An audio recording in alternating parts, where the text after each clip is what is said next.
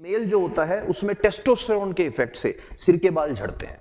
अब जैसे ही फीमेल के पीसीओडी हो गई तो फीमेल में भी टेस्टोस्टेरोन का लेवल इंक्रीज हो रहा है। जैसे ही टेस्टोस्टेरोन का लेवल इंक्रीज हो रहा है तो उस फीमेल में सिर के तो बाल झड़ने लग जाएंगे और टेस्टोस्टेरोन के इफेक्ट से उसकी बॉडी में हिर्सुटिज्म नाम की एक प्रॉब्लम होगी। जो तो रॉटरडैम क्राइटेरिया क्या है? रॉटरडैम क्राइटेरिया कह रहा है कि ये जो 3 चीजें लिखी हैं, इन तीनों में से अगर 2 किसी पेशेंट में पॉजिटिव आ रही हैं तो उस टाइम उसको कहते हैं कि साहब ये जो पेशेंट है ये पीसीओएस का पेशेंट हो सकता है। ध्यान सुने ना, 3 में से 2 चीजें आ रही हैं, 1 2 3, तीनों जगह पर आ रहा है तो 3 में से 2 आ रहा है तो उसको क्या बोलेंगे? उसको बोलेंगे कि साहब ये पीसीओएस का पेशेंट है। क्या हेलो, तो अब हम बात करने वाले हैं पीसीओडी के सिम्टम्स और पीसीओडी और पीसीओएस में डिफरेंस क्या होता है।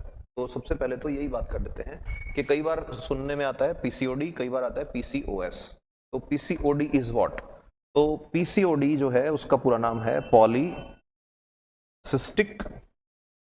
Ovarian disease. और जब इस तरफ आते हैं तो वही आएगा, पी मतलब पॉली, सी मतलब सिस्टिक, ओ मतलब ओवेरियन और एस जैसे आएगा तो एस हो जाएगा सिंड्रोम। तो ये पॉलीसिस्टिक ओवेरियन सिंड्रोम है, ये पॉलीसिस्टिक ओवेरियन डिजीज है। ये एक तो नाम का डिफरेंस है। क्या सिर्फ इतना ही है? नहीं। अब इसके आगे जब पूछते हैं तो वो क्वेश्चन पूछेंगे कि भी कुछ और भी तो बताओ, फुल फॉर्म हुई है तो उस टाइम ये बताना है कि साहब ये जो है ना ये एक हार्मोनल प्रॉब्लम है। इसमें क्या बताना है कि ये भी हार्मोनल प्रॉब्लम है, बट इसमें एक चीज बोल देनी है कि it is hormonal plus metabolic, कि हार्मोन्स की प्रॉब्लम तो है ही है, मेटाबॉलिज्म को भी अफेक्ट कर रही है कि ठीक है साहब। फिर उसके बाद में एक बात और कह सकते हैं कि इन दोनों में जो पीसीओएस होता है इट इज मोर कॉम्प्लिकेटेड और it is more serious problem. Serious का मतलब यहां ये नहीं है कि पेशेंट मर रहा है या ये हो रहा है कुछ हो रहा है। मोर कॉम्प्लिकेटेड का मतलब इसके अंदर क्या है, हार्मोनल डिस्टर्बेंस थोड़ा ज्यादा होता है। अब जब भी कभी बात आती है कि साहब कि दोनों जो हैं, दोनों के अंदर जब बात आएगी कि दोनों में से कौन सा जो है कॉमन है, कौन सा ज्यादा है, तो उस टाइम ये तीसरा अंतर ये हो जाएगा कि इट इज, इसके पेशेंट बहुत हैं, मोर पेशेंट्स। और इसमें क्या बताना है कि approximately 1/3 of PCOD patients are PCOS patients, के अप्रोक्सीमेटली 1/3 जो है वो पीसीओडी वाले जो जितने होते हैं, जैसे पीसीओडी के मान लो 100 जने ढूंढे तो 100 में से ये मान के चलो 33 लोग आपको मिलेंगे जो पीसीओएस वाले होंगे। अच्छा, एक बात और यहां पे याद रखना कि सीवियरिटी की बात जब आती है तो उस टाइम ये भी बताना है कि जो पीसीओडी है ना, PCOD is more about lifestyle, more about lifestyle, कि आप लाइफस्टाइल चेंज कर लो, ठीक है, आप दवाई ले लो साथ में तो आसानी से ये मैनेज हो जाता है। अब क्या मैं ये कह रहा हूं कि इसमें मैनेज हो जाता है? ये मैनेज नहीं होता, ये भी मैनेज हो जाता है, लेकिन इसमें कई दिक्कतें और आ जाती हैं। तो अब देखो इसको ऐसे समझो, जो पीसीओडी है, पीसीओडी के साथ वेट गेन होना शुरू हो गया, पीसीओडी के साथ इंसुलिन रेजिस्टेंस आ गया। इंसुलिन रेजिस्टेंस क्या होता है कि जो इंसुलिन है वो असर नहीं कर रहा है, अपना काम ही नहीं कर पा रहा है इंसुलिन। अब इंसुलिन रेजिस्टेंस जब आ गया तो क्या होगा कि साहब ब्लड शुगर बढ़ना शुरू हो जाएगा। ब्लड शुगर बढ़ना शुरू हो जाएगा तो हो सकता है और ज्यादा कॉम्प्लिकेटेड मेटाबॉलिक इश्यूज आ जाए। मेटाबॉलिक इश्यूज का मतलब जो खाना खा रहे हो वो डाइजेस्ट नहीं हो रहा, जो डाइजेस्ट हो रहा है वो बॉडी को लग नहीं रहा। इस तरह की दिक्कतें जब आ रही हैं, और तो और कुछ लोगों के साथ ये भी हो जाता है कि हार्ट रिलेटेड इशू जो हैं वो भी इसके अंदर इन्वॉल्व हो सकते हैं। तो पीसीओडी में इतनी सारी चीजें या इनमें से कुछ चीजें जब जुड़ जाएंगी वो क्या बन जाएगा? पीसीओएस बन जाएगा। ठीक है, अब पीसीओएस जब बन गया तो उस time it is not only related to lifestyle, अब ये एक एंडोक्राइनिक इश्यू बन गया है, एंडोक्राइन इश्यू बन गया है और एंडोक्राइन सिस्टम का इश्यू बन गया है। तो इस केस में कंटिन्यू हो सकता है मेडिसिन लेनी पड़े, हो सकता है सर्जरी करानी पड़े, वो स्पेशलिस्ट बताएगा उस टाइम पे। अपने को जीके पढ़ना है तो अपने को इतने में याद रखना है। तो अब कोई पूछे कि पीसीओडी और पीसीओएस में डिफरेंस, तो मेरे ख्याल से आ जाएगा। अच्छा, एक और यहां पे याद रखना है कि ओवुलेशन जो होता है फीमेल के अंदर, जो अंडा बनता है, उस ओवुलेशन के केस के हिसाब से भी पीसीओडी और पीसीओएस बहुत डिफरेंस है। वो क्या डिफरेंस है, ध्यान सुनना। जिसको पीसीओडी है, जिसको पीसीओडी है उसके ओवुलेशन होगा और उसके ओवुलेशन इर्रेगुलर रहेगा। इर्रेगुलर का मतलब ओवुलेशन इसके परफेक्ट टाइमिंग पे ऐसे फिक्स नहीं है कि 14वें दिन होगा, 13वें दिन होगा, कभी हो गया कभी हो गया, इर्रेगुलर हो सकता है। लेकिन जिसके पीसीओएस चला गया, पीसीओडी से बिगड़ के पीसीओएस में एंट्री हो गई, उसमें अक्सर ओवुलेशन नहीं होता, तो वो जो है एनोवुलेशन में चला जाता है, एनोवुलेशन। तो एनोवुलेशन में जब चला गया, तो जब अंडा ही नहीं बन रहा, तो उसके साथ एक चीज और जुड़ जाएगी, वो क्या है, इनफर्टिलिटी। तो पीसीओडी और पीसीओएस दोनों में से पीसीओएस ज्यादा परेशान करेगा फीमेल को। पीसीओडी फीमेल को मां बनने में दिक्कत कर सकता है क्योंकि उसका ओवुलेटरी साइकिल स्टडी करना पड़ेगा। पीसीओएस में हो सकता है उसमें अंडा ही नहीं आ रहा बाहर, तो उस केस के अंदर इनफर्टिलिटी आएगा। लेकिन ये इनफर्टिलिटी ज्यादातर केसेस में याद रखना ये क्योरेबल होती है। क्योरेबल का मतलब इसका जब ट्रीटमेंट लेगी ये लेडी तो उस टाइम पे ये सही हो जाएगा, ये ठीक है, सही हो जाएगा मतलब उस टाइम पे ये चलता रहेगा। अच्छा, एक और बात याद रखना, एंड्रोजन्स जो होते हैं, एंड्रोजन, एंड्रो का मतलब होता है मेल, जहां भी एंड्रो आ रहा है उसका मतलब मेल। जैसे एंड्रॉइड, एंड्रॉइड क्या है, ऐसा रोबोट जो मेल जैसा दिखता है। तो एक अंतर और इसके अंदर बता सकते हो कि जो पीसीओडी का पेशेंट होता है उसमें एंड्रोजन हार्मोन्स जो होते हैं, देखो दो तरह के हार्मोन होते हैं बॉडी में, एक होते हैं मेल हार्मोन, एक होते हैं फीमेल हार्मोन। तो जब आप 10th लेवल तक पढ़ते हो, 10वीं क्लास तक पढ़ते हो, तो ये बताते हैं मेल हार्मोन होता है टेस्टोस्टेरोन, फीमेल हार्मोन होते हैं एस्ट्रोजन और प्रोजेस्टेरोन। लेकिन जब पीसीओडी और पीसीओएस के रेफरेंस में पढ़ रहे हो तो याद रखना मेल वाले हार्मोन हर फीमेल में होते हैं। हर फीमेल में टेस्टिस भले ना हो लेकिन हर फीमेल में टेस्टोस्टेरोन जरूर है, ये याद रखना। तो मेल वाले जो हार्मोन फीमेल में होते हैं उनको बोलते हैं एंड्रोजन्स। तो जो हम तीन चीजें कर लेते हैं यहां पे, एक है हेल्दी लेडी, एकदम स्वस्थ औरत, ठीक है। अब ये हेल्दी है तो ऑब्वियसली स्माइल भी करेगी, ये एकदम हेल्दी लेडी है, HL लिख दिया, हेल्दी लेडी। एक ये लेडी है, इस लेडी के पीसीओडी हो रखा है, ये कौन सी लेडी है, पीसीओडी हो रखा है इसके। और तीसरी लेडी ऐसी है जिसके पीसीओडी बिगड़ के कन्वर्ट हो गया पीसीओएस में। तो याद रखना इसमें भी टेस्टोस्टेरोन है, इसमें भी है, इसमें भी है, मतलब एंड्रोजन तीनों में है। बट इधर से इधर जब हम जाएंगे तो याद रखना एंड्रोजन का लेवल बढ़ेगा, मतलब इससे ज्यादा इसमें है, इससे ज्यादा इसमें है। तो सबसे ज्यादा एंड्रोजन्स जो है, एंड्रोजन का लेवल काफी ज्यादा बढ़ा हुआ मिलेगा पीसीओएस की पेशेंट में, उससे कम मिलेगा पीसीओडी वाले में। और जो स्वस्थ है उसके अंदर तो एंड्रोजन जो है वो विद इन लिमिट मिलेंगे, ये चीज याद रखनी है, ठीक है साहब। अब अपन चलते हैं अपने अगली चीज पे। तो मेरे ख्याल से ये समझ में आ गया होगा कि भाई जो पीसीओडी है, पीसीओडी और पीसीओएस में क्या अंतर है। अब अपन चलते हैं अगली चीज पे, सिम्टम्स। कि क्या लिख के आओगे, एग्जाम में पूछ लिया सिम्टम्स क्या होते हैं। तो जैसे ही सिम्टम्स की बात आती है तो अपने को याद रखना है पीसीओडी जो है उसके सिम्टम्स के अंदर तीन इंपॉर्टेंट चीजें याद रखनी है। पीसीओडी में तीन इंपॉर्टेंट चीजें याद रखनी है, बाकी इसी से रिलेटेड आगे पीछे की चीजें उनकी बात अपन कर लेंगे। तो तीन इंपॉर्टेंट चीजें जो याद रखनी है, ठीक है, उनमें पहला आता है एक्सेस ऑफ एंड्रोजन, यानी जब उसका टेस्ट करवाया जाएगा तो उसके अंदर एक कंडीशन आएगी जिसको कहेंगे हाइपर एंड्रोजनिज्म।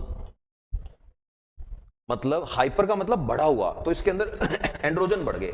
अब एंड्रोजन बढ़ने का मतलब, अब आप कहोगे सर ये तो टेस्ट कराएंगे जब पता लगेगा ना, और टेस्ट कब कराएंगे, जब स्पेशलिस्ट के पास जाओगे। तो स्पेशलिस्ट के पास कब जाना है, अब जैसे ये बढ़ेंगे तो ये तो मेल के हार्मोन है, अब फीमेल के अंदर मेल के हार्मोन जब बढ़ेंगे तो उनका क्या होगा, सबसे पहला वही जो मैंने बताया, क्या होगा, irregular period. Irregular period start हो जाए सबसे पहला।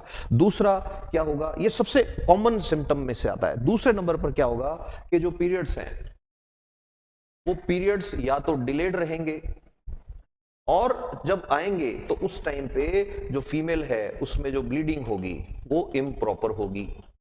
ये सारी बातें मैंने इससे पहले वाले में बता दी थी, इसलिए मैं इनको यहां पर नहीं ले रहा हूं। तीसरी चीज क्या होगी, मैंने बताया था उस टाइम भी बताया था, अभी बता रहा हूं, वेट गेन हो सकता है, एकदम से वेट हो सकता है, स्पेशली जो पेट वाला एरिया होता है उसके आसपास वेट गेन होना स्टार्ट हो जाता है। पेट के चारों तरफ वेट गेन होना इसका एक वेट गेन में इंपॉर्टेंट आता है। फिर उसके बाद में अब क्योंकि एंड्रोजन इंक्रीज हो रहे हैं, तो एंड्रोजन इंक्रीज हो रहे हैं तो बॉडी के अंदर असर भी दिखाएंगे, हार्मोनल डिसबैलेंस जैसे ही होगा तो क्या होगा। तो ध्यान सुनना, जो फीमेल है उस फीमेल में सिर के बाल जो हैं, ध्यान सुनना, हेड या स्कैल्प जो है, सिर के बाल तो कम होंगे या थिन होंगे, एकदम से सिर के बाल झड़ने लग गए, नंबर 1। नंबर 2, स्किन जो है वो एकदम से ऑयली हो गई, ठीक है, और बहुत सारे मुहासे हो गए। मुहासे को क्या, एक्ने, बहुत सारे एक्ने हो गए पेशेंट के, ठीक है, ऑयली स्किन रहने लग गई, और उसकी बॉडी पर अनवांटेड हेयर आएंगे।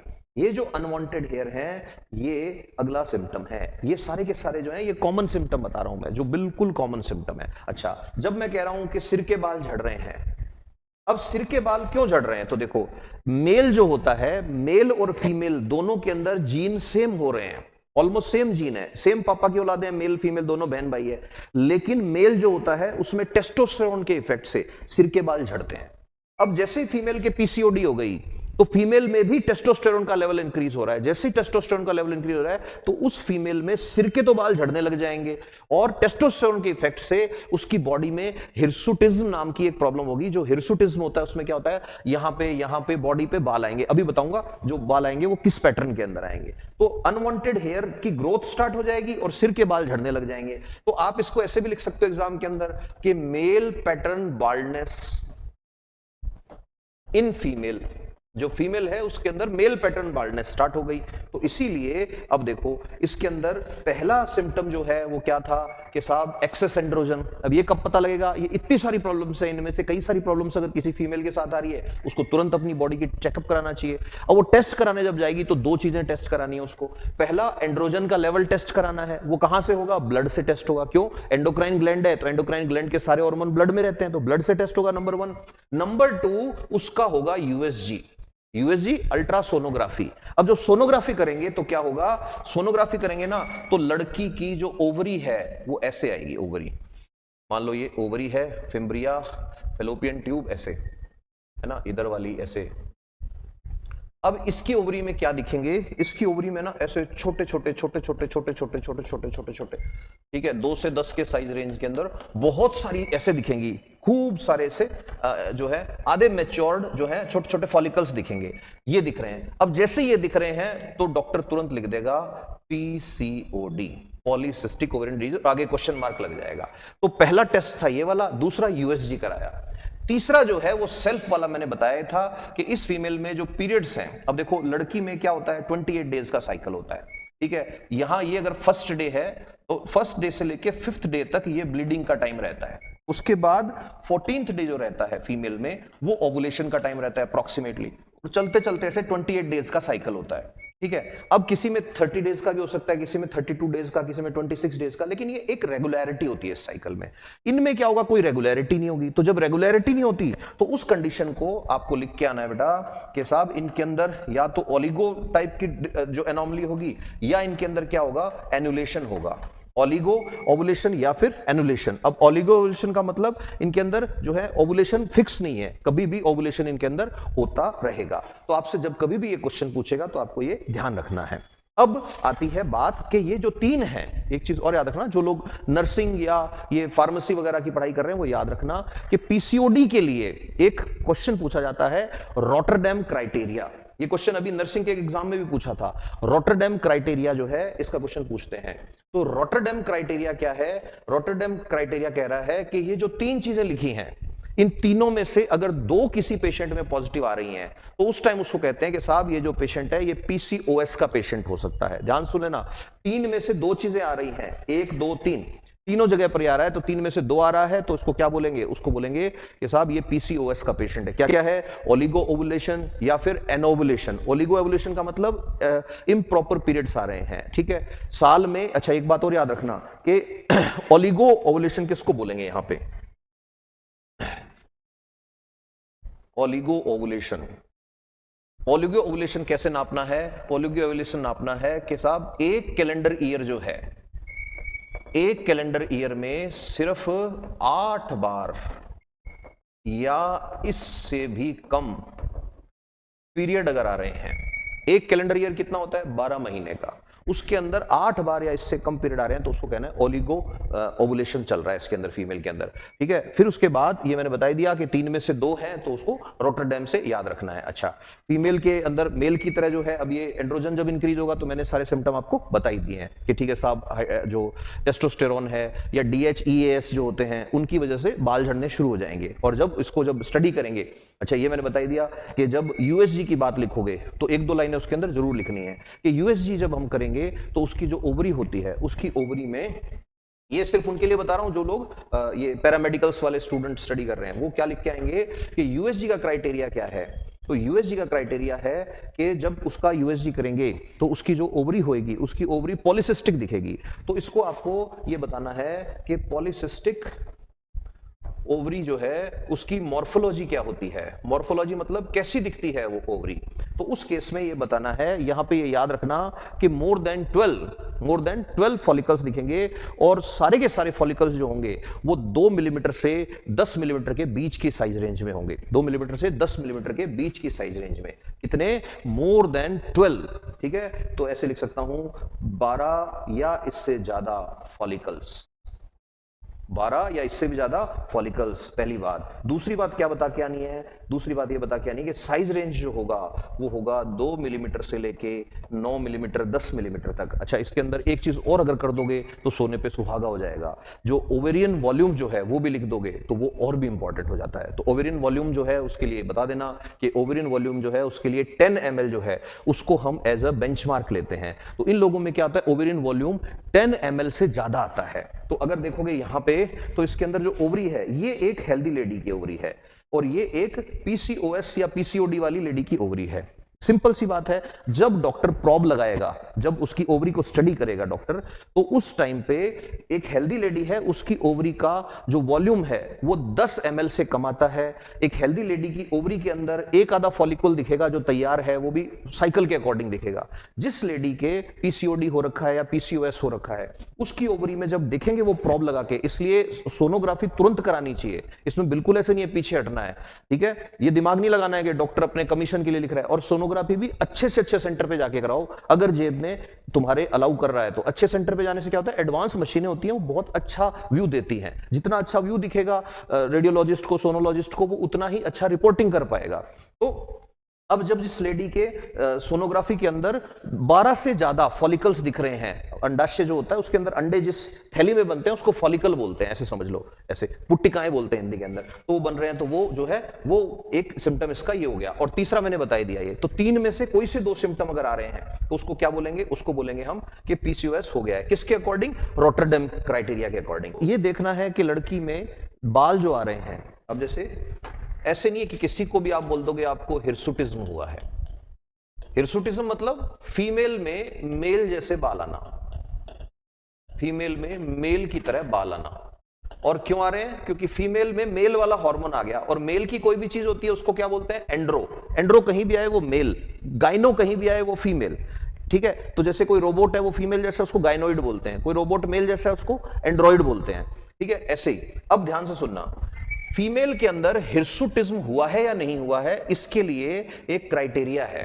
जैसे हमारे पास अभी क्राइटेरिया था ये देखने का, रॉटरडैम क्राइटेरिया जिसको बोल रहे थे, ऐसे ही एक क्राइटेरिया जिसको बोलते हैं Ferriman Gallwey criteria. Ferriman Gallwey criteria, Ferriman Gallwey criteria. Ferriman Gallwey criteria क्या बोलता है कि कोई भी एंड्रोजन से अफेक्टेड फीमेल हिरसुटिज्म में जाएगी या नहीं जाएगी, ये कैसे देखना है। इसको देखने के लिए फेरिमैन गैल्वे बोलता है कि जो पेशेंट है उसकी बॉडी पे हेयर ग्रोथ देखनी है, कि उसकी बॉडी पे जो अनवांटेड हेयर आ रहे हैं वो किस पैटर्न में आ रहे हैं, कहां कहां आ रहे हैं। तो फेरिमैन गैल्वे क्या बोलता है कि आपको फीमेल जो है उसकी बॉडी में 9 एरियाज जो हैं वो चेक करने हैं, एंड्रोजन सेंसिटिविटी चेक करनी है। ये जो 9 एरियाज है इनके अंदर क्या आएगा? अपर लिप आएगा, ठीक है, फिर उसके बाद ठुड्डी आ जाएगी, फिर उसकी फीमेल की छाती आ जाएगी, फिर उसके बाद फीमेल का अपर एब्डोमेन आएगा, फिर उसके बाद लोअर एब्डोमेन आएगा, फिर फीमेल का अपर आर्म आएगा, फिर फीमेल की थाइज आएंगी, फिर फीमेल का अपर बैक आएगा। तो फेरिमैन गैल्वे क्राइटेरिया क्या बोलता है कि फीमेल जो है सबसे पहले उसका अपर लिप चेक करना है। अपर लिप मतलब होठ के ऊपर उसके बाल आ रहे हैं। फिर उसके बाद दूसरे नंबर पे आपको उसकी चिन जो है वहां पे उससे पूछना है कि भी बाल आ रहे हैं क्या। तीसरे नंबर पर जो है उसका जो चेस्ट वाला एरिया है वहां पर बाल आ रहे हैं क्या। फिर उसके बाद चौथे नंबर पे उसका जो अपर एब्डोमेन है उसको देखना है, लोअर एब्डोमेन को देखना है तो अपर एब्डोमेन को यूए, लोअर एब्डोमेन को एल ए लिख रहा हूं यहां पे मैं। फिर उसके बाद में अपर आर्म यूए, फिर उसके बाद थाई और अपर बैक। ये जो है इनको जब आप चेक कर रहे हो तो इसके अंदर हर एक में 0 से लेके 4 तक देते हैं, ठीक है। तो अब इसके अंदर और क्या रह गया, 6 number upper arm, upper arm ऊपरी बाजू, फिर उसके बाद में थाई पेशेंट की, फिर उसके बाद में 8वां और 9वां क्या आएगा, 8वां और 9वां अपर बैक और लोअर बैक।